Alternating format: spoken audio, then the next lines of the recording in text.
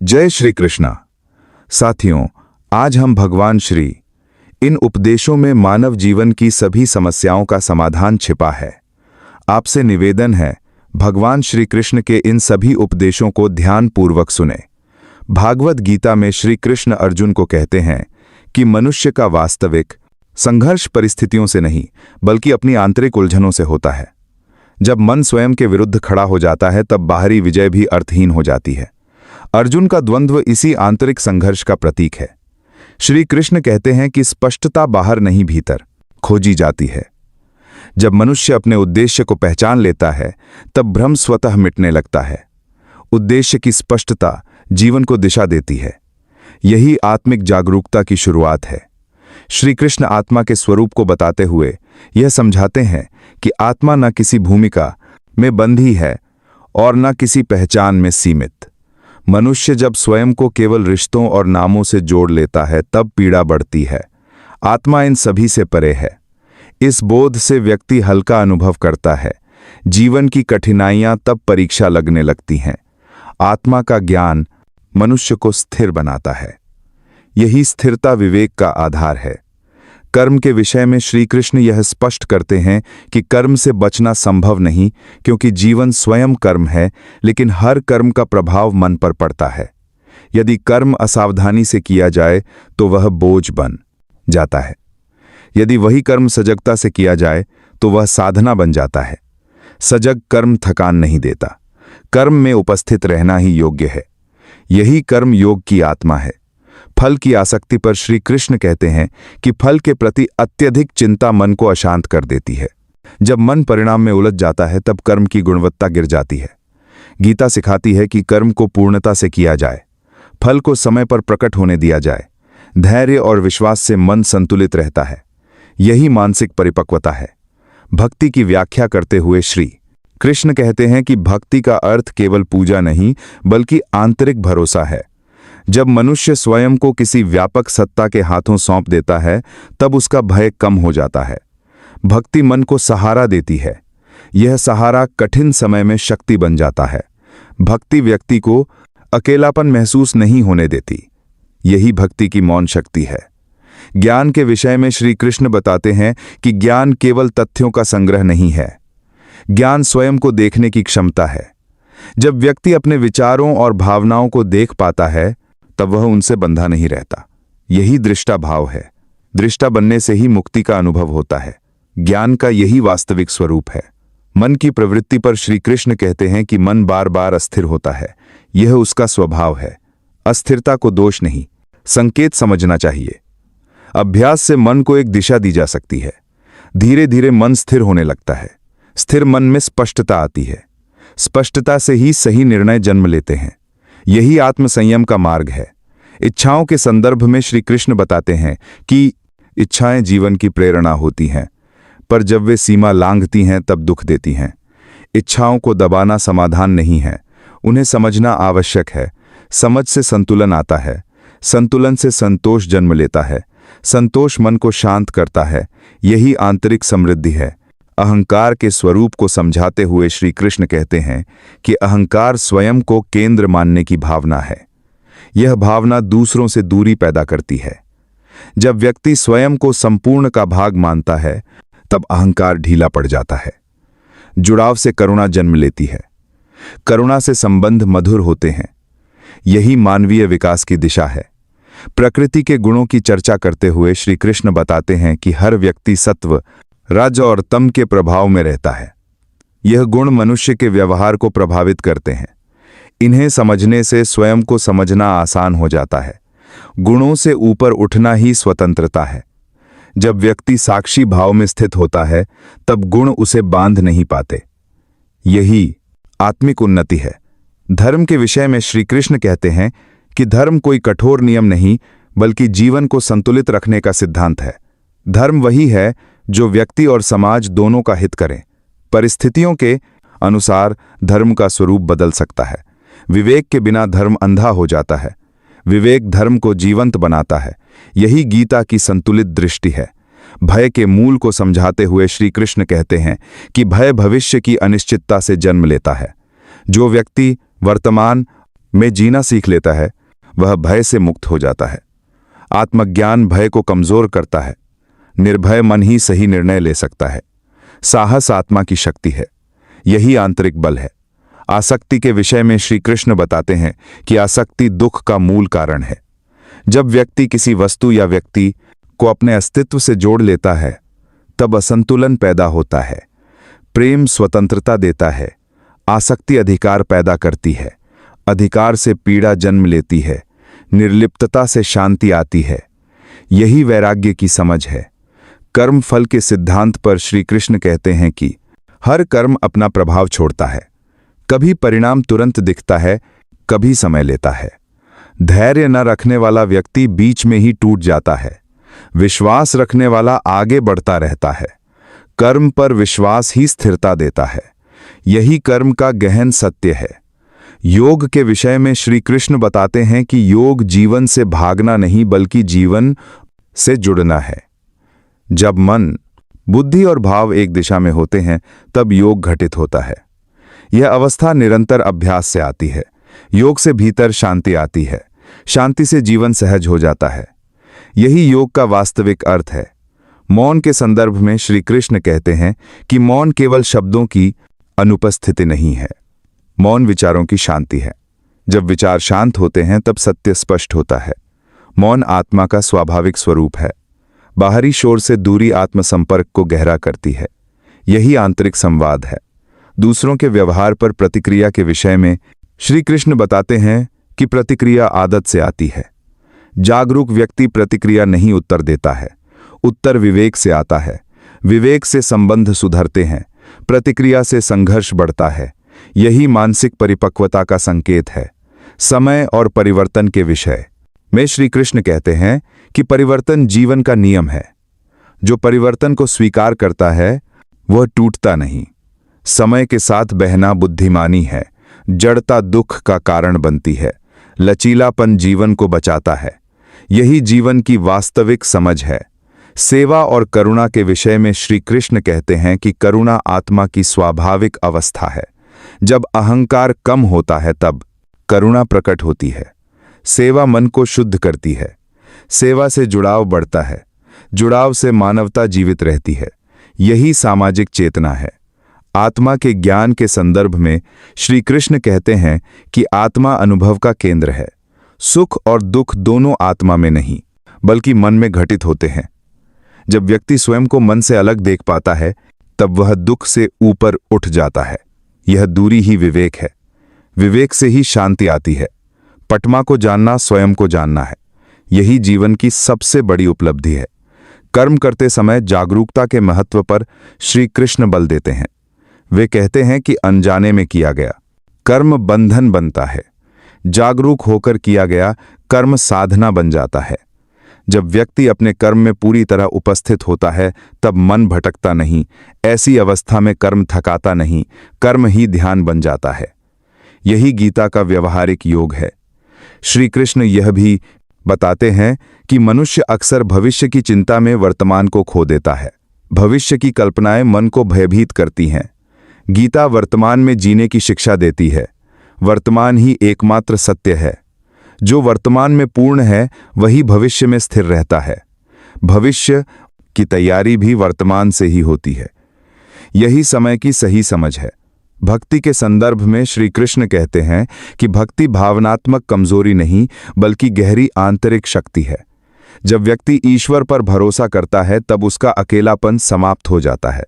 वह स्वयं को व्यापक चेतना का हिस्सा महसूस करता है। यह अनुभव भय को समाप्त कर देता है। भक्ति मन को सहारा देती है। सहारे से ही साहस जन्म लेता है। यही भक्ति की वास्तविक भूमिका है। ज्ञान और अनुभव के संबंध को स्पष्ट करते हुए श्री कृष्ण कहते हैं कि केवल सुना हुआ ज्ञान अधूरा है। ज्ञान तभी पूर्ण होता है जब वह जीवन में उतरता है। अनुभव ज्ञान को गहराई देता है। बिना अनुभव के ज्ञान बोझ बन सकता है। गीता अनुभव से गुजरने का साहस सिखाती है। साहस से ही परिपक्वता आती है। यही जीवन की शिक्षा है। मन की प्रवृत्ति पर श्री कृष्ण कहते हैं कि मन हमेशा या तो अतीत में रहता है या भविष्य में। वर्तमान में टिकना उसे कठिन लगता है। अभ्यास से मन को वर्तमान में लाया जा सकता है। जब मन वर्तमान में टिकता है तब वह शांत होता है। शांति से स्पष्टता आती है, स्पष्टता से सही दिशा मिलती है। यही आत्मानुशासन का मार्ग है। इच्छाओं के विषय में श्री कृष्ण बताते हैं कि इच्छाएं स्वयं में बुरी नहीं है। समस्या तब होती है जब इच्छाएं मनुष्य को नियंत्रित करने लगती हैं। इच्छाओं को समझना आवश्यक है। समझ से संतुलन आता है, संतुलन से संतोष परहा है जन्म लेता है। संतोष जीवन को सरल बनाता है। यही आंतरिक समृद्धि है। अहंकार के स्वरूप को समझाते हुए श्री कृष्ण कहते हैं कि अहंकार स्वयं को अलग मानने की भावना है। यह भावना ही संघर्ष का कारण बनती है। जब व्यक्ति स्वयं को संपूर्ण से जुड़ा देखता है तब अहंकार ढीला पड़ जाता है। जुड़ाव से करुणा आती है, करुणा से द्वेष समाप्त होता है। यही मानवीय चेतना की ऊंचाई है। प्रकृति के साथ संबंध पर श्री कृष्ण कहते हैं कि मनुष्य स्वयं को प्रकृति से अलग मानकर संघर्ष करता है। वास्तव में मनुष्य प्रकृति का ही अंग है। जब यह समझ आती है तब जीवन सहज हो जाता है। संघर्ष की जगह सहयोग आता है, सहयोग से शांति जन्म लेती है। यही संतुलित जीवन का आधार है। धर्म की गहरी व्याख्या करते हुए श्री कृष्ण बताते हैं कि धर्म स्थिर नियम नहीं बल्कि चेतन सिद्धांत है। धर्म का उद्देश्य जीवन में सामंजस्य लाना है। परिस्थिति बदलने पर धर्म का रूप भी बदल सकता है। विवेक के बिना धर्म अंधा हो जाता है। विवेक धर्म को जीवंत बनाता है। यही गीता का संतुलित दृष्टिकोण है। भय के मूल को समझाते हुए श्री कृष्ण कहते हैं कि भय भविष्य की कल्पना से जन्म लेता है। जो व्यक्ति वर्तमान में स्थित है वह भय से मुक्त रहता है। आत्मज्ञान भय को कमजोर करता है। निर्भय व्यक्ति ही सृजन कर सकता है। भय मुक्त मन ही सच्चा नेतृत्व कर सकता है। यही आंतरिक साहस है। आसक्ति पर श्री कृष्ण कहते हैं कि आसक्ति वस्तुओं से नहीं, पहचान से जुड़ी होती है। जब व्यक्ति किसी वस्तु या व्यक्ति में अपनी पहचान खोजता है तब आसक्ति बढ़ती है। पहचान टूटने पर दुख होता है। आत्म पहचान स्थिर होने पर आसक्ति ढीली पड़ जाती है। यही वैराग्य का रहस्य है। वैराग्य जीवन से भागना नहीं बल्कि स्पष्टता है। कर्म फल के संदर्भ में श्री कृष्ण कहते हैं कि फल तुरंत ना दिखे तो भी कर्म व्यर्थ नहीं जाता। हर कर्म चेतना में छाप छोड़ता है। सही समय पर उसका प्रभाव प्रकट होता है। धैर्य रखने वाला व्यक्ति निराश नहीं होता। विश्वास से मन मजबूत रहता है। यही कर्म का गहन सिद्धांत है। भय के विषय में श्री कृष्ण कहते हैं कि भय भविष्य की कल्पना से पैदा होता है। जब मनुष्य वर्तमान में टिकता है तब भय कमजोर पड़ता है। आत्मज्ञान भय की जड़ को काट देता है। निर्भय व्यक्ति ही सही निर्णय ले सकता है। साहस भीतर से आता है। यही आंतरिक शक्ति है। आसक्ति पर श्री कृष्ण बताते हैं कि आसक्ति वस्तुओं से नहीं, पहचान से जुड़ी होती है। जब व्यक्ति किसी वस्तु या व्यक्ति में अपना अस्तित्व खोजता है तब दुख बढ़ता है। आत्म पहचान मजबूत होने पर आसक्ति ढीली पड़ जाती है। निर्लिप्तता से शांति आती है। यही वैराग्य का वास्तविक अर्थ है। कर्म फल के सिद्धांत को समझाते हुए श्री कृष्ण कहते हैं कि हर कर्म बीज की तरह होता है। समय आने पर वह फल देता है। कभी फल दिखता है, कभी छिपा रहता है। धैर्य रखने वाला व्यक्ति निराश नहीं होता। विश्वास से मन मजबूत रहता है। यही कर्म का गहन नियम है। योग के विषय में श्री कृष्ण कहते हैं कि योग जीवन से पलायन नहीं है। योग जीवन में पूर्ण उपस्थिति है। जब मन, बुद्धि और हृदय एक दिशा में होते हैं तब योग होता है। योग से भीतर स्पष्टता आती है। स्पष्टता से संघर्ष कम होता है। यही संतुलित जीवन है। मौन के महत्व पर श्री कृष्ण कहते हैं कि मौन केवल चुप रहना नहीं है। मौन मन की शांति है। जब मन शांत होता है तब सत्य स्पष्ट होता है। मौन आत्मा की भाषा है। बाहरी शोर से दूरी आत्मस्पर्श को गहरा करती है। यही आंतरिक संवाद है। दूसरों के व्यवहार पर प्रतिक्रिया के विषय में श्री कृष्ण बताते हैं कि प्रतिक्रिया अज्ञान से आती है। जागरूक व्यक्ति प्रतिक्रिया नहीं करता, उत्तर देता है। उत्तर विवेक से आता है। विवेक से संबंध सुधरते हैं। यही मानसिक परिपक्वता है। समय और परिवर्तन पर श्री कृष्ण कहते हैं कि परिवर्तन से लड़ना दुख को आमंत्रण देना है। परिवर्तन जीवन का नियम है। जो इसे स्वीकार करता है वही शांत रहता है। लचीलापन जीवन को सहज बनाता है। जड़ता टूटन लाती है। यही समय की शिक्षा है। सेवा और करुणा के विषय में श्री कृष्ण कहते हैं कि करुणा आत्मा की स्वाभाविक अवस्था है। सेवा से अहंकार कम होता है। सेवा करने वाला व्यक्ति भीतर से समृद्ध होता है। करुणा समाज को जोड़ती है। यही मानवता का आधार है। अंत में श्री कृष्ण अर्जुन को समर्पण का सार बताते हैं। समर्पण का अर्थ है अहंकार को छोड़ देना। जब व्यक्ति कर्म करता है और परिणाम को ईश्वर पर छोड़ देता है, तब वह मुक्त हो जाता है। यह मुक्ति जीवन के बीच होती है। समर्पण भय को समाप्त करता है। यही गीता का शाश्वत उपदेश है। श्रीमद् भगवद गीता में श्री कृष्ण अर्जुन को सबसे पहले यह बोध कराते हैं कि जीवन का उद्देश्य केवल बाहरी सफलता नहीं, बल्कि आंतरिक स्पष्टता है। वे कहते हैं कि जब मनुष्य अपने कर्तव्य से भागता है, तब वह स्वयं से भी भागता है। भय, मोह और भ्रम मन को कमजोर बनाते हैं और विवेक को ढक देते हैं।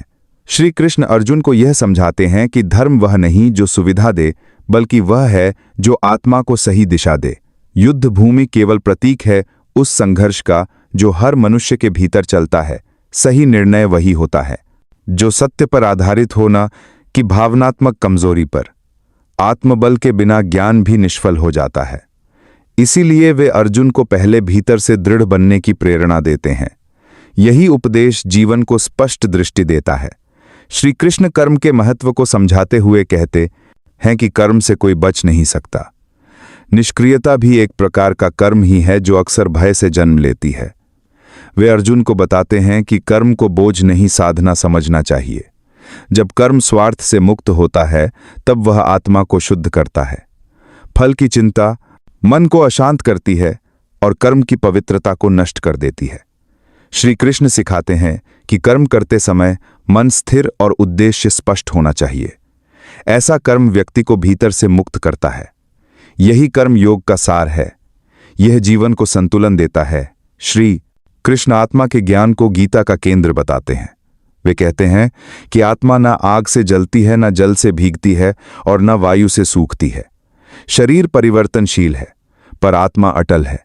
अर्जुन का शोक शरीर से जुड़ा है, आत्मा से नहीं। जब मनुष्य इस सत्य को समझ लेता है, तब मृत्यु का भय समाप्त हो जाता है। आत्मज्ञान व्यक्ति को स्थिर बनाता है। सुख और दुख तब समान लगने लगते हैं। यही ज्ञान जीवन को गहराई देता है। आत्मा की समझ ही मुक्ति का द्वार है। श्री कृष्ण भक्ति के महत्व को भी उतनी ही गंभीरता से बताते हैं। वे कहते हैं कि जब मनुष्य अपने कर्म, विचार और भाव ईश्वर को समर्पित कर देता है, तब जीवन सरल हो जाता है। भक्ति कोई बाहरी आडंबर नहीं, बल्कि आंतरिक जुड़ाव है। सच्ची भक्ति अहंकार को गलाकर विनम्रता में बदल देती है। भक्त के लिए ईश्वर दूर नहीं रहता। हर परिस्थिति में उसे एक अदृश्य सहारा मिलता है। यह विश्वास जीवन को स्थिर करता है। भक्ति मन को शुद्ध करती है। यही भक्ति जीवन को अर्थ देती है। श्री कृष्ण अर्जुन को मन के स्वभाव से भी परिचित कराते हैं। वे स्वीकार करते हैं कि मन चंचल है और उसे नियंत्रित करना कठिन है, परंतु वे यह भी कहते हैं कि अभ्यास और वैराग्य से मन को साधा जा सकता है। मन यदि मित्र बन जाए तो उन्नति का साधन है। वही मन यदि शत्रु बन जाए तो पतन का कारण बनता है। इसलिए मन को दिशा देना आवश्यक है। इंद्रियों पर संयम आत्मशक्ति को बढ़ाता है। यह संयम धीरे धीरे स्थिरता लाता है। यही आत्मनियंत्रण जीवन को संतुलित करता है।